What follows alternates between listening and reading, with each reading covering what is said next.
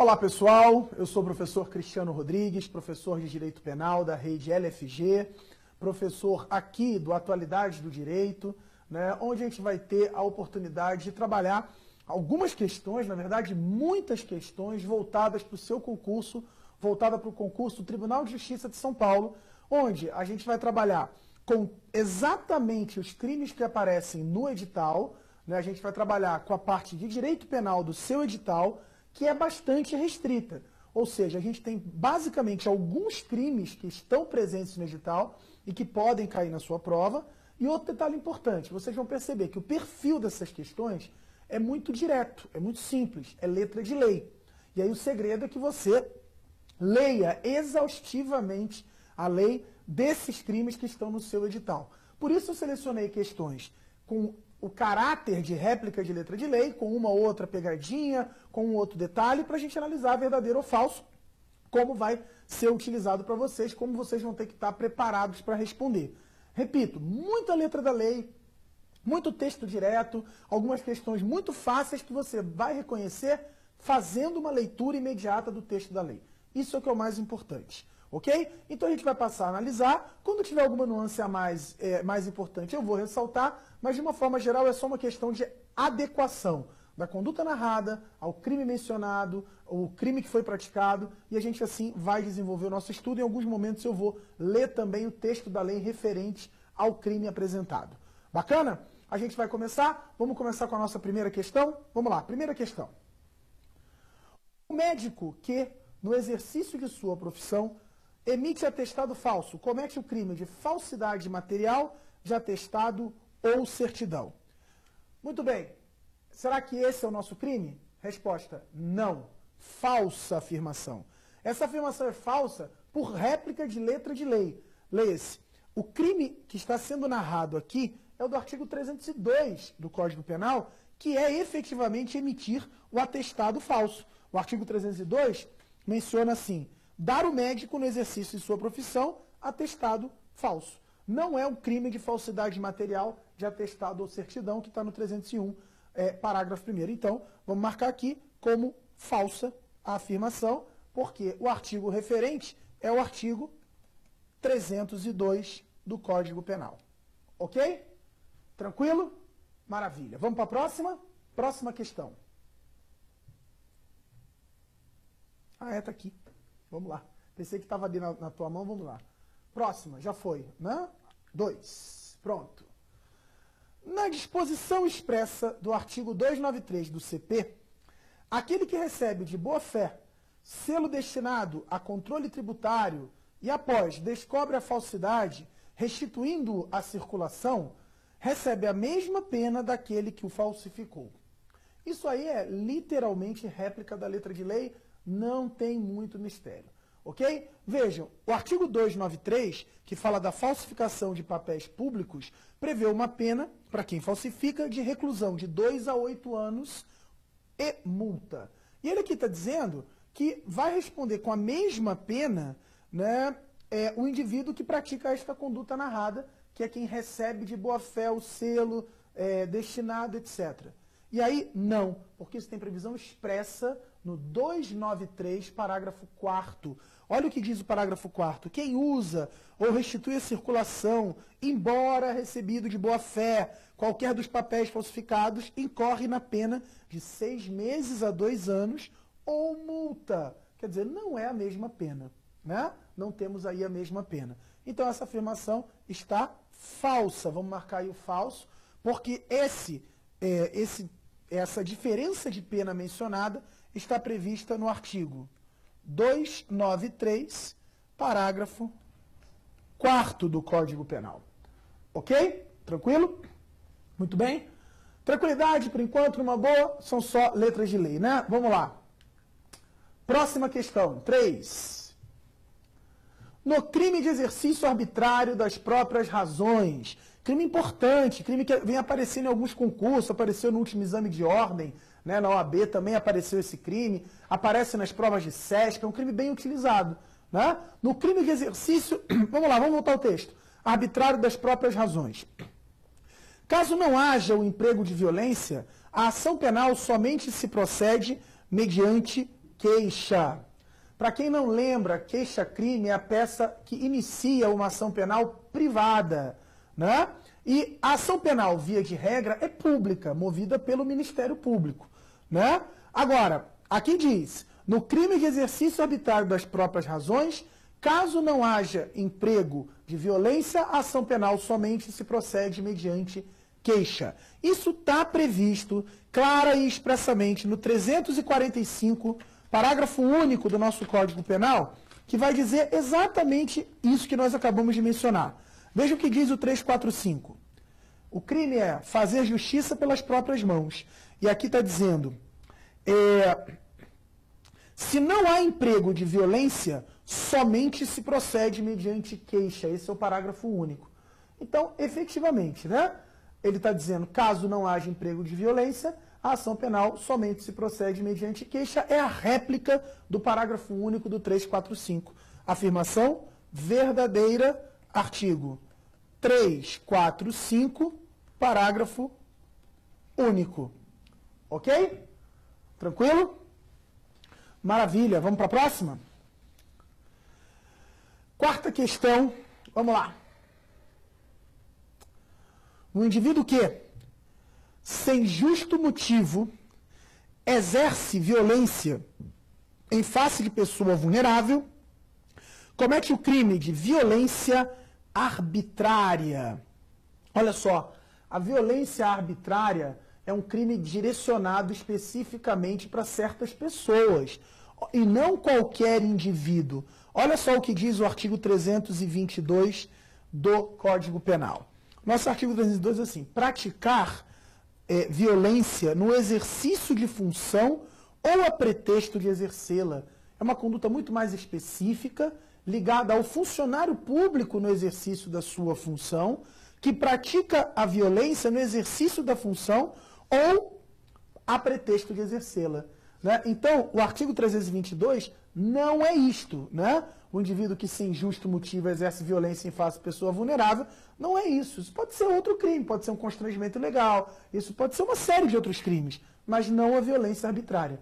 Portanto, essa afirmação está falsa, vamos marcar aí, afirmação falsa, porque o artigo 322 não traduz essa conduta do Código Penal, traduz outra conduta, é destinado ao funcionário público, ok?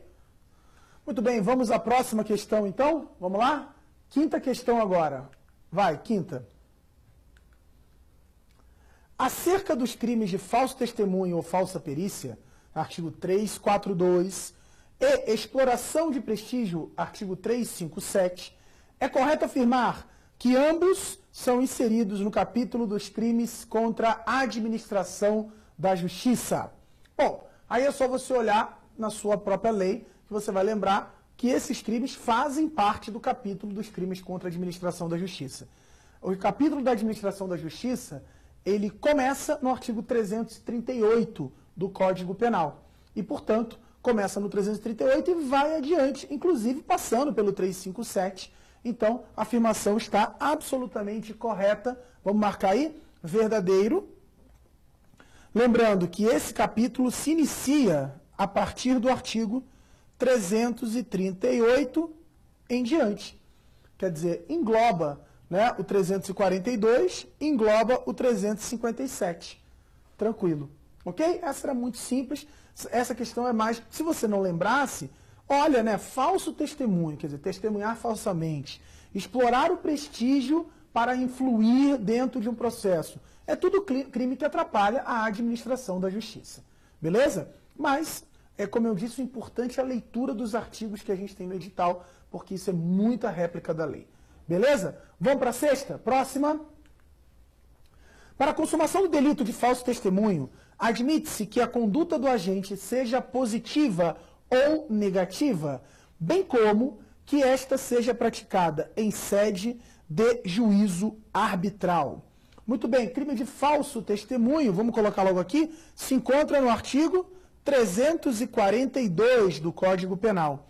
E aí, essa afirmação, que está dizendo consumar o falso testemunho, pode ser na conduta positiva ou negativa, bem como que esta seja praticada em sede de juízo arbitral. Se a gente for ler o 342, a gente vai encontrar exatamente essa previsão nesta forma. Fazer afirmação falsa ou negar ou calar a verdade como testemunha, perito, contador, tradutor ou intérprete em processo judicial ou administrativo, inquérito policial ou, tá aí, ó, em juízo arbitral. Quer dizer, realmente, tudo que está narrado aí faz parte do crime falso testemunho. Então, a afirmação está verdadeira. Podemos marcar o verdadeiro. Afirmação aí mais do que verdadeira. Vamos para a próxima? 7ª questão agora. Aquele que patrocina, ainda que indiretamente, interesse privado, perante a administração pública, valendo-se da qualidade de funcionário, pratica o crime de advocacia administrativa. O crime de advocacia administrativa está no artigo 321 do Código Penal. E se a gente for ler o texto do 321, a gente vai encontrar exatamente isso, ó. Patrocinar, volta a questão para eu ler junto, ó. Patrocinar, isso é o artigo. Patrocinar direta ou indiretamente interesse privado perante a administração pública, valendo-se da qualidade de funcionário. Pronto. É a réplica, não é? Então, aqui é réplica do artigo 321. Vamos botar aqui artigo 321 e vamos marcar como verdadeira a afirmação. Beleza? Vamos para a próxima? 8. São hipóteses do crime de abandono de função na forma qualificada. O fato resultar em prejuízo público, a conduta de um agente ser premeditada ou se ocorrer na faixa de fronteira. Vamos ler de novo? São hipóteses do crime de abandono de função na forma qualificada, o fato resultar em prejuízo público, a conduta de agente ser premeditada ou se ocorrer na faixa de fronteira. Quer dizer, 3 hipóteses que ele diz que caracteriza o crime de abandono de função na forma qualificada. Se a gente olhar o artigo 323, né, do Código Penal e as suas formas qualificadas, ele diz assim: abandono de função. Abandonar cargo público fora dos casos permitidos em lei. As formas qualificadas: 1. Prejuízo público, está aí, presente. 2. Se ocorre em lugar compreendido em faixa de fronteira, está aí, presente. E acabou. Vejam que em momento algum a lei fala em forma premeditada. Bota aí pra gente, por favor. Em momento algum isso aparece. Então, efetivamente, isso não é uma forma qualificada. Essa afirmação está falsa. Artigo 323, nos seus parágrafos, né? Parágrafo 1º e 2º do Código Penal. Legal? Tranquilo? Ficou fora um pouquinho, né? Volta ali para eu ver. Ficou primeiro, segundo ficou fora, mas é primeiro e segundo. Eu vou começar a escrever um pouquinho mais para o lado aqui para não sair da sua tela. Beleza? Tranquilo? Vamos para a próxima, 9. Não comete o crime de condescendência criminosa. O agente que, não gozando de atribuição para punição do subordinado, omite a infração funcional da autoridade competente para tanto. Olha só, não comete o crime de condescendência criminosa, o agente que, não gozando de atribuição para a punição do subordinado, omite a infração funcional da autoridade competente para tanto. Veja o que diz o artigo 320, que é o crime de condescendência criminosa. Pode deixar a questão aí que a gente lê junto, ó. Deixar o funcionário por indulgência de responsabilizar subordinado que cometeu infração no exercício do cargo ou quando lhe falte competência, não levar o fato ao conhecimento da autoridade. Vejam, a verdade é que essa afirmação está falsa, né? Ela está falsa porque não se amolda ao que está presente no artigo 320. Então, a afirmação aqui falsa, de acordo com o que está escrito no artigo 300 e... perdão, vamos ver aqui. Aqui, próxima para frente. Aqui, vou botar a borracha. A gente vai colocar aqui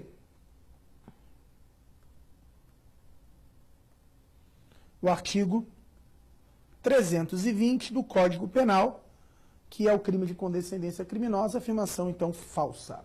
Beleza? Vamos para a última, nossa 10ª questão. Vamos lá, 10. Aquele que facilita com infração de dever funcional a prática de contrabando ou descaminho comete o crime do 318, né, ligado ao contrabando ou descaminho. Facilitar o contrabando ou descaminho ou realizar o contrabando ou descaminho estão previstas as condutas no 318. Basta a gente olhar que o 318 diz exatamente que é crime de contrabando e descaminho. Bota pra gente o texto para vocês verem como fica igual. Facilitar com infração de dever funcional a prática de contrabando ou descaminho, que é o 334. Quer dizer, aquele que facilita com infração de dever funcional a prática de contrabando ou descaminho comete o crime do artigo 318 do CP. Sim, o 318 é exatamente isso. Então a afirmação está verdadeira em face do mencionado artigo 318.